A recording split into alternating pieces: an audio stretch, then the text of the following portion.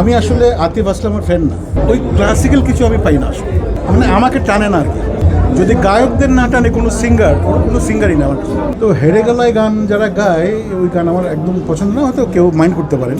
একটা গোষ্ঠী তো আছে তার ফ্যান, আপনারা মন খারাপ করবেন না, মানে এটা আমার চয়েস। এখানে যেমন আতিফ আসলামের গান দেখার জন্য অনেকে একটা গোষ্ঠী পাগল, মাচ পিপল কিন্তু অনেকে চিনেও না আতিফ আসলামকে। কারণ আমি একটু ক্লাসিক্যাল ধারণার গান পছন্দ করি, ক্লাসিক্যাল ঘরানার গান আমি পছন্দ করি। ওরকম যদি কোনো সিঙ্গার আসে তাহলে আমি সামনে গিয়ে বসবো। যেমন উস্তাদ গোলাম আলী এখনও বেঁচে আছেন, যদি উনিও আগের মতো গাইতে পারেন না, কিন্তু তার গানগুলি শুনি।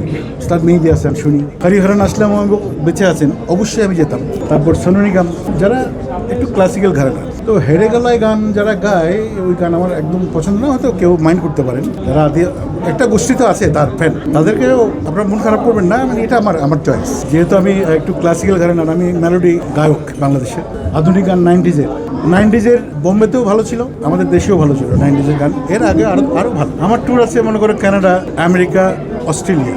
তা আমরা যখন আবার ওখানে যাই তখন তো বাঙালিদের আমাদের প্রতি আগ্রহটা থাকে। এখানে যেমন আতিফ আসলামের গান দেখার জন্য অনেকে একটা গোষ্ঠী পাগল, কিন্তু আমেরিকাতে যারা বাঙালি আছেন বা কানাডায়, অস্ট্রেলিয়া, ওরা কিন্তু আমাদের গান মনোযোগ দিয়ে শুনেন এবং আমাদের ভালোবাসা দেন। তো এখানেও বাংলাদেশে যে ভালোবাসা পায় না সেটা না, ওটা কিন্তু একটা গোষ্ঠী। দেখবা যে মাচ পিপল কিন্তু অনেকে চিনেও না আতিফ আসলামকে, কিন্তু একটা গোষ্ঠী এটা নিয়ে তাকে নিয়ে মাতামাতি করছে। যেমন আমার অরিজিৎ সিংয়ের গান ভালো লাগে, ওর গানের মধ্যে ভার্সিটালিটি আছে, মানে ভার্সিটাইল সিঙ্গার, তার গান আমার ভালো লাগে। তাই কিন্তু আমি বলছি না যে সে কেন আসলো আমার, এটা কিন্তু জেলাসটা।